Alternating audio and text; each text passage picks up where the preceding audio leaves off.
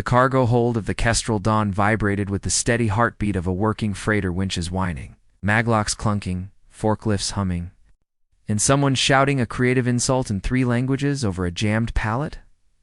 Mara tightened the chest strap on her harness and felt the familiar shift of weight settle between her shoulders.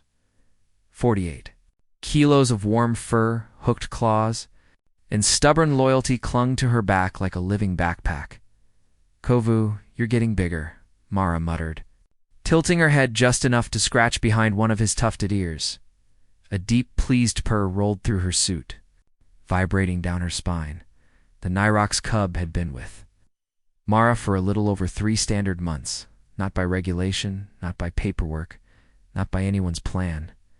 His podkin had been vaporized in a coolant cascade on relay station Varda 9, and the port authorities had insisted the cub be shipped to a sanctioned nyrox enclave.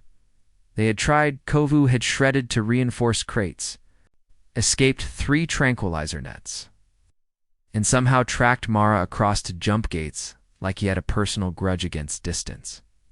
Eventually, Mara stopped pretending she was going to win now. Kovu rode her during every shift, massive forepaws draped over her shoulders, chin resting near her helmet, predator eyes watching the world with the calm patience of something designed to dominate it at the manifest terminal. Captain Urek Thorne stood like a statue carved from bad moods, a broad-shouldered Koran, scales dull and scarred. He flicked his gaze to Mara, then to the cub, and then deliberately back to his datapad. "Base 6, Thorne said, voice rough as stripped wiring. "Pressure seals are bleeding microleaks. Fix it before we hit the jump corridor. We've got 6 hours. "Yes," Captain Mara replied. Mara grabbed her toolkit from the rack, felt Kovu adjust his grip, and winced as his claws pinpricked the outer layer of her suit. Not enough to puncture, just enough to remind her he was there. The thing that confused most of the galaxy about humans was their talent for doing 2 impossible things at once.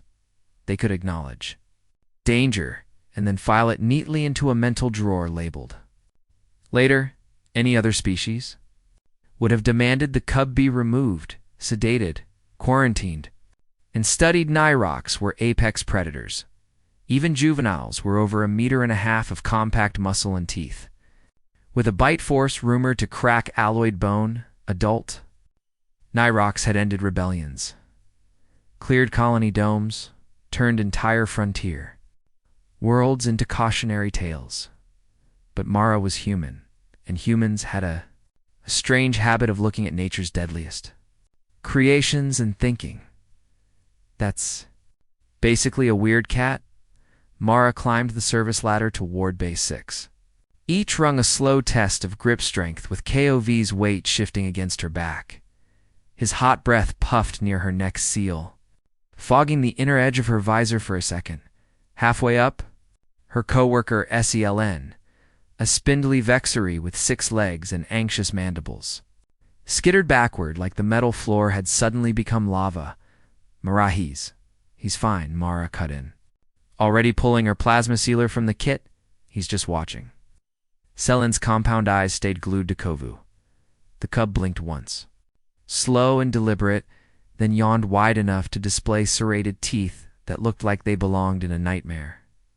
To his credit, Sealant swallowed whatever panic he was tasting and extended a cartridge with a trembling manipulator. He set it within arm's reach.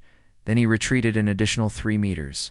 Because self-preservation was not a shameful instinct, Mara worked carefully, laying a fresh bead of sealant along the compromised joint. The seal hissed, the metal warmed, and the diagnostic panel ticked from orange to green, 1 light at a time. Behind her, Kovu made a chirping sound that had no business coming from a creature with that kind of J.O. Wilney. Then he nudged his head against her helmet, affectionate and heavy. "You're going to snap my neck one day," Mara murmured, "and I'll still somehow forgive you." The intercom crackled, not the lazy static of routine. This was sharp, urgent, double quotes engineering to bridge. Thorne's voice cut into the general channel. "We've got a situation."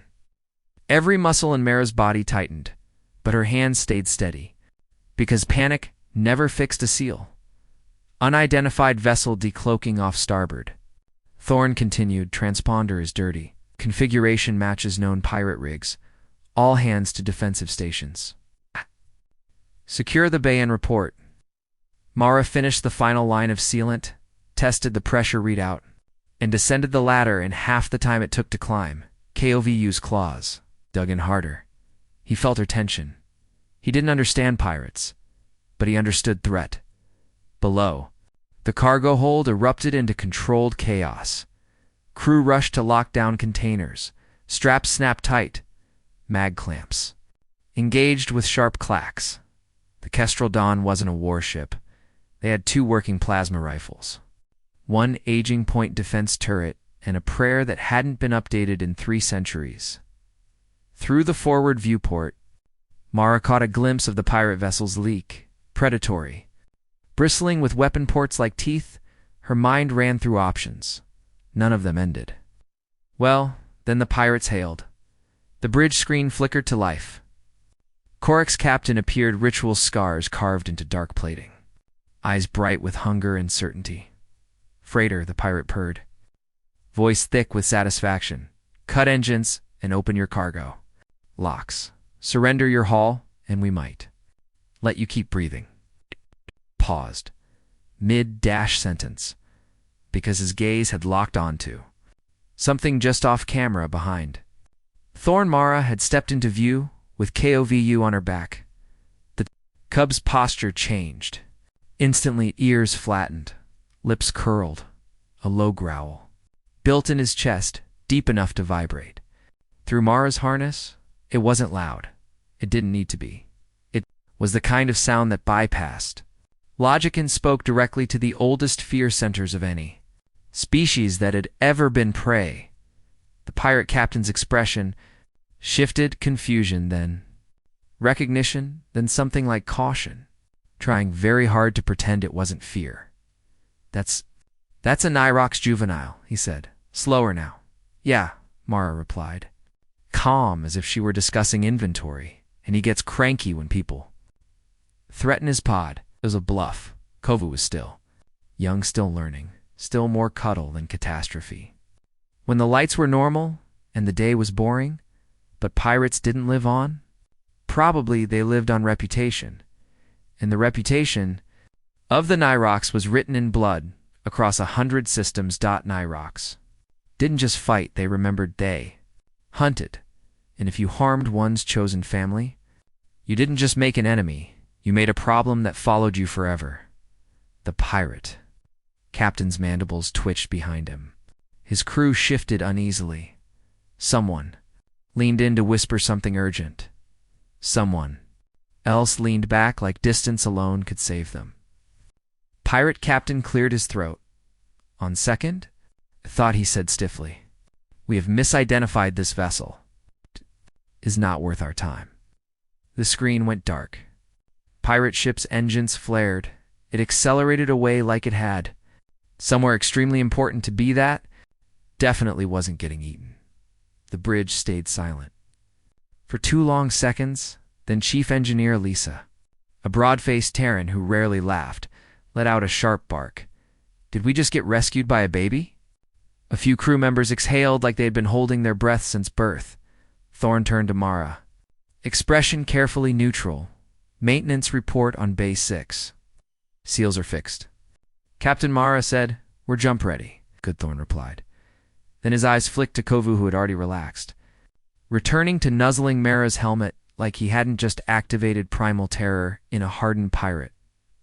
And for the record, Thorne added, voice dry, I see nothing in the crew manifests about unauthorized passengers. Mara's lips twitched. Understood. Sir. As Mara left the bridge, chatter rose behind her relief.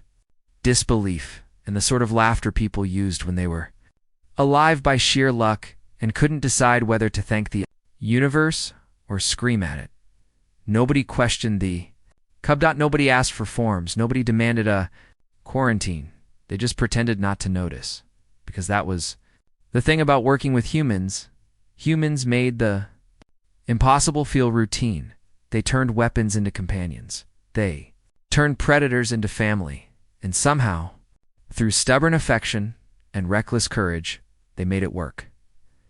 Back in the cargo bay, Mara reached up and scratched under Kovu's chin. "Come on, buddy," Mara said softly. "We've got 3 more seals to check before jump."